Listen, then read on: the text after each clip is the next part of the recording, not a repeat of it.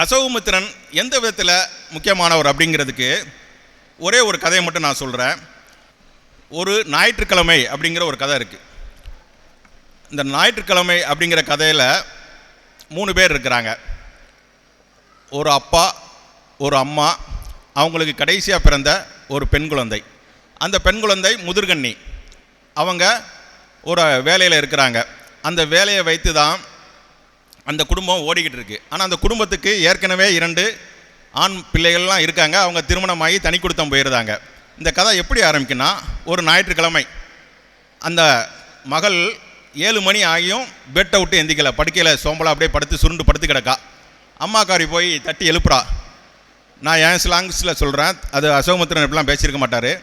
எட்டி என்னாச்சு, எவ்வளோ நேரமாக உன்னை தூங்கிட்டு இருக்க, ஞாயிற்றுக்கிழமை அதுமா இப்படியா போத்தி படுத்து கிடப்ப, சீக்கிரம் எந்தி அப்படின்னு சொல்லி தட்டி எழுப்புறேன். அப்போ இவர் மணி ஐயர், அவர் முத்துசாமி ஐயர், அவர் வாராரு. வந்து, ஏன் பிள்ளைய நீ தூங்குறத கெடுக்கிற, அவளே ஞாயிற்றுக்கிழமை ஒரு நாள் தான் 7 மணி வரைக்கும் தூங்குறா, அவன் நம்மகிட்ட சொல்லியிருக்கிறா 7 மணிக்கு முன்னாடி என்னை எழுப்பாதன்னு, நீ ஏன் போய் தொந்தரவு பண்ணுற அப்படின்னு சொல்லி பெண்ணுக்கு மகளுக்கு வக்காலத்து வாங்குறாப்புல.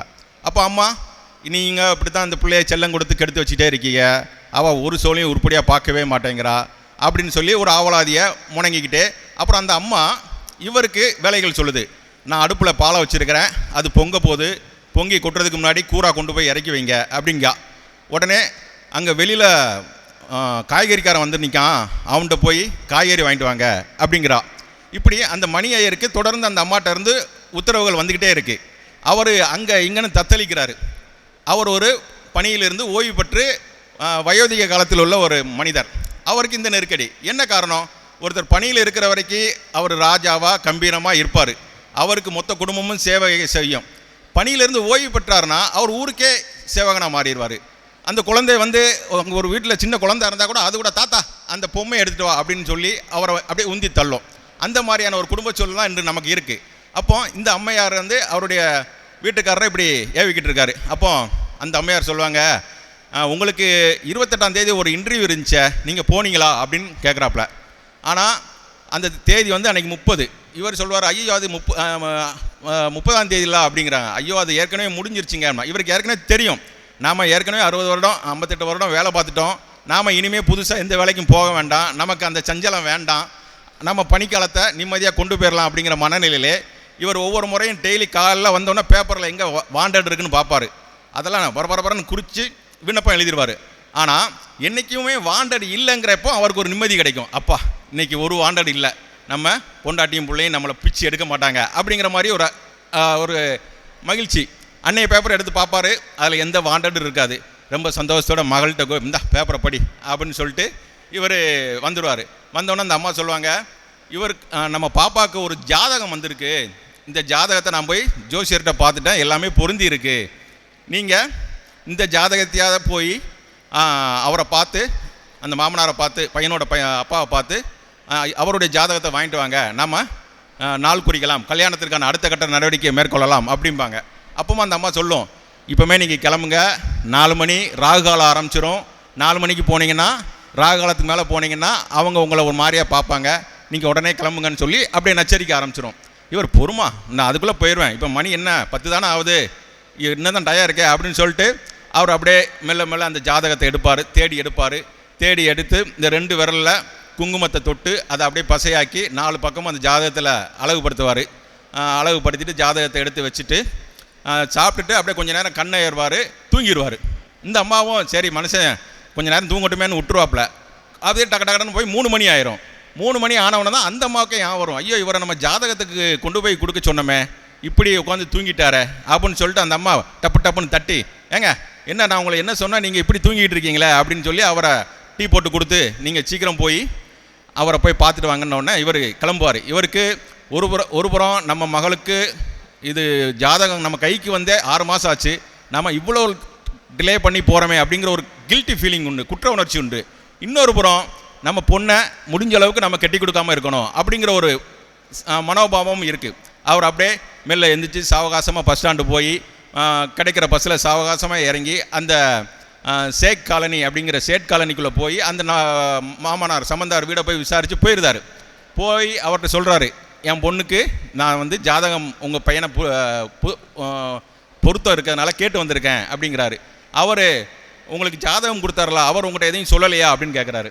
என்ன சொன்னார் அப்படின்னு சொன்னால், பையன் நல்ல பையன், எந்த சந்தேகம் படாமல் நீங்கள் வந்து கொடுக்கலான்னு சொன்னார், உங்கள் குடும்பத்தை பற்றி உங்கள் பெருமைகளை பற்றி சொன்னார். அது இல்லைங்கன்னு சொல்லி அவர் வாயிலிருந்து எதையோ ஒன்றை வரவேற்க பார்க்குறாரு, அதை வரவழைக்க பார்க்குறாரு. அது என்னங்கிறது நமக்கு தெரியும், அசோகமுத்திரன் சொல்லலை. டவுரி எவ்வளோ போடுவீங்க என்னங்கிற மாதிரியான விஷயம் தான் அது.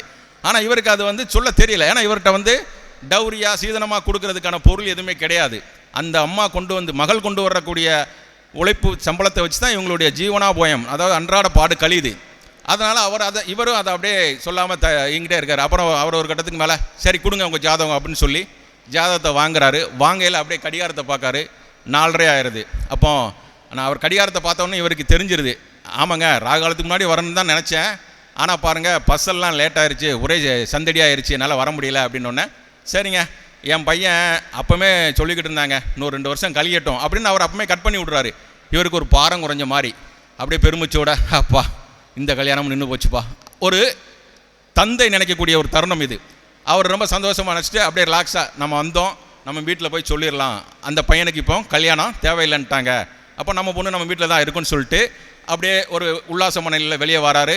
அங்கே ஒரு பகவத் உபன்யாசம் அவருடைய நண்பர் வீட்டில் நடக்கு. அங்கே போய் பகவத் உபன்யாசத்தில் கலந்துக்கிட்டு அப்படியே ஒரு பொழுது சாய எக்மோர் ஸ்டேஷன் வராரு. எக்மோர் ஸ்டேஷனில் வந்து சீசன் டிக்கெட் எடுத்துகிட்டு அங்கே போய் எலக்ட்ரிக் ட்ரெயினுக்காக நிற்கையில் ஒரு கும்பல், அந்த கும்பலுக்கு பக்கத்தில் அவருடைய மகள் அப்படியே விரைச்சி போய் ஒரு இறுக்கமான மனநிலையில் வானத்தை பார்த்துக்கிட்டு உட்கார்ற மாதிரி இவர் பார்க்குறாரு. அவர் முதல் பார்த்த உடனே நம்ம பொண்ணுலா பேபி, அந்த பேபி நம்ம பேபிலாம் உட்காந்துருக்குன்னு சொல்லிட்டு ஒரு அப்பானா என்ன செஞ்சுருக்கணும், பேபியை போய் பார்த்து ஏமா நீ காலையில் சினிமாவுக்கு போகணுன்னு சொல்லிட்டு கிளம்புனேன், இப்போ மணி என்னாச்சு, ஏன் இவ்வளோ தூரம் நீங்கள் வந்து இங்கனக்குள்ளே உட்காந்துக்கிட்டு இருக்குன்னு கேட்கணும். இவர் அப்படிலாம் கேட்க மாட்டார், உடனே ஒளிஞ்சிக்கிடுவார். ஒரு கடங்காரனை பார்த்த உடனே நம்ம எப்படி ஒளிவோமோ அந்த மாதிரி தன் பெத்த மகளை பார்த்து இவர் அப்படியே பின்னாடி போய் ஒளிகிறாரு. ஒளிஞ்சிட்டு அவளை அங்கேருந்தே பார்க்குறாரு. அவளுக்கு எதிராப்பில் பேபிக்கு எதிராப்பில் ஒரு 5-6 இளவட்டங்க, பார்த்தாலே அவங்க பொறுக்கிகள்னு தெரியுது. அவங்க நின்றுக்கிட்டு அந்த பெண்ணை வந்து கிண்டல் வார்த்தைகளால் கிண்டல் பண்ணுறது, பார்வையால் சீன்றது, இதெல்லாம் பண்ணிக்கிட்டே இருக்கிறாங்க. இவருக்கு ஒரு கணம் உள்ளம் கொதிக்கி தந்தையை அந்த கணம் மாறுறாரு. மாறி அவருக்கு ரத்தம் கொதிக்கி இந்த பேக நம்ம பிள்ளையெல்லாம் இவங்க ராக்கிங் பண்ணிக்கிட்டு இருக்காங்க, ஆனால் ஒன்றும் செய்ய முடியாது. அவ்வளோதான். இந்த அசோகமுத்திரனுடைய கதையில் வர எல்லா கேரக்டர்ஸுமே இப்படி தான். ஒரு கணம் உக்கிரமடைவாங்க, அதுக்கப்புறம் அவங்க அப்படியே பாலில் தண்ணி ஊற்றின மாதிரி சாந்தமாகிடுவாங்க, தன்னோட அன்றாடத்துக்கு கிளம்பிடுவாங்க, தன்னுடைய முணுமுணுப்புக்கு போயிடுவாங்க. அவரும் அப்படியே ஒளிஞ்சிருவார். ஒளிஞ்சு நின்று எலக்ட்ரிக் ட்ரெயின் வரணும், அந்த அம்மா பேபி ஏறி போனது வரைக்கும் இப்படியே இப்பார். அவரும் அந்த ட்ரெயினில் தான் போனோம், ஆனால் மகளை எதிர்கொள்ள திராணி இல்லாமல் அப்படியே பிளாட்பாரத்தில் இருந்து அடுத்த ட்ரெயின் வரட்டும்னு சொல்லி போயிடுவார். அப்போ அவர் ஒரு சிந்தனை, அவர் மனசில் ஒரு அருமையான ஒரு சிந்தனை ஒரு தெரிப்பணும். இந்த கதைக்கே அதுதான் வேல்யூ. என்ன சொல்கிறாருன்னா, ஏன் மகா 60 வருடங்களாக பணிபுரிந்து அப்போ 58 வருடங்களாக பணிபுரிந்த ஒரு அலுவலகத்தின் ஊழியர் அவர் நினைக்கிறார், என்ன நினைக்கிறேன்னா, ஐயோ இன்றைக்கி தான் என் பொண்ணை பார்த்தேன், நான் பார்க்குறப்பமே 10 பசங்க என் பொண்ணை இப்படி தொந்தரவுப்படுத்திக்கிட்டே இருக்கிறாங்க. அப்போ இவள் டெய்லி இந்த பாதுகாப்பற்ற உலகத்துக்கு வந்து போய்கிட்டே இருக்கிறா. அவளுடைய அலுவலகத்தில் யாரெல்லாம் என்னென்னலாம் பண்ணிக்கிட்டு இருக்காங்கன்னு எனக்கு தெரியாது. அவள் ஒவ்வொரு நாளும் பாதுகாப்பற்ற தன்மைக்கு மத்தியிலாம் தன்னை வாழ்ந்துக்கிட்டு இருக்கிறா. அதில் இருந்து தான் பொருள் ஈட்டி கொண்டு வந்து என்னை காப்பாற்றிக்கிட்டு இருக்கிறா. நான் ஒரு மனுஷனா அப்படிங்கிற மாதிரி ஒரு கொந்தளிப்புக்கு வராரு, ஒரு அறச்சிட்டத்துக்கு வராரு. அவர் ஒரு தந்தமையாக அவர் வந்து அப்படியே உருகிறாரு. இப்படி ஆகிப்போச்சே அப்படின்னு சொல்லிட்டு அவர் சோகத்தோட அன்றைய நாள் வீட்டுக்கு கிளம்பி போகிறாரு. அப்படிங்கிற மாதிரி ஒரு கதையை முடிச்சிருப்பார். இதுதான் இந்த ஒரு ஞாயிற்றுக்கிழமை அப்படிங்கிறவுடைய அசோகமுத்திரனுடைய கதை. இப்படி ஒரு சாமானியன் அவன் சுயநலத்தால் என்ன மாதிரியான ஒரு உச்சபட்ச கொடூரத்துக்கு போகிறான். தன்னுடைய மகளுக்கு திருமணம் நடக்கக்கூடாது, முதிர்கன்னியாக இருக்கக்கூடிய தன் குழந்தைக்கு திருமணம் நடக்கக்கூடாது என்று விரும்பக்கூடிய ஒரு தந்தை. ஆனால் அப்படி முழுதாக இருக்க முடியலை. மனித மனம் அப்படிலாம் இருக்க விடாதவங்களை, தான் ஆடாவிட்டாலும் தசையாடுவங்க இல்லையா, அவர்களில் இன்னொரு பகுதி தந்தமையாக ஊற்றெடுத்து பெருக்கெடுத்து வந்துக்கிட்டே இருக்குது. தன் மகளுக்கு நிகழக்கூடிய அநீதிகளை கண்டு உள்ளம் கொதிக்குது. தான் மகா முதிர்கனியாகவே என்ன இருக்கிறாளே, தாய்மை அடையலையே, அவளுக்கு ஒரு சுதந்திரம், நான் எங்கள் வீட்டில் இருந்து அவள் வந்து கல்யாணம் ஆகி போயிடுச்சுன்னா அவளுக்கு இன்னும் அடுத்த கட்ட ஆறுதல்களும் இன்பங்களும் துன்பங்களும் அடுத்த கட்ட வாழ்க்கைக்கு அவர் போயிடுவாளே, அந்த மாதிரி தந்தமையாக இப்படி ஒரு மனிதன் வந்து அல்லலுட்டுக்கிட்டே இருக்கிறான், தடுமாறிக்கிட்டே இருக்கிறான், தத்தளித்துக்கிட்டே இருக்கிறான். தன்னோட சவால்களை எதிர்கொள்ள திராணியற்று குமஞ்சி நின்னாலும் அதை எப்படியாவது உந்தி தள்ளி நாம் அடுத்த கட்டத்துக்கு நகர்த்தி கொண்டு போயிடணும் அப்படிங்கிற மாதிரியான ஒரு சாமானியனின் தவிப்பு. கிட்டத்தட்ட இதுதான் அசோகமித்திரனுடைய உலகம். அசோகமித்திரனின் உலகத்தில் இருக்கக்கூடிய ஆண்களும் பெண்களும் இந்த வலைக்குள்ளல், இந்த சித்திரத்துக்குள்ளல் தான் இருக்காங்க. அவங்களை காலம் என்னும் பெரும் வெள்ளத்தை எதிர்கொள்பவர்களும் இப்படி தான் இருக்கிறாங்க.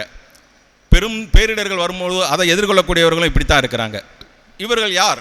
இந்த கதாபாத்திரங்கள் மிகுதியும் நம்மை போன்றவர்கள் தான். நம்மை அவர்களிடம் அடையாளம் காணலாம், அவர்களுடைய மன ஓட்டத்தில் நம்மை பொருத்தி பார்க்கலாம். இதுவே அசோகமித்திரனின் சாதனை, கலை சாதனை.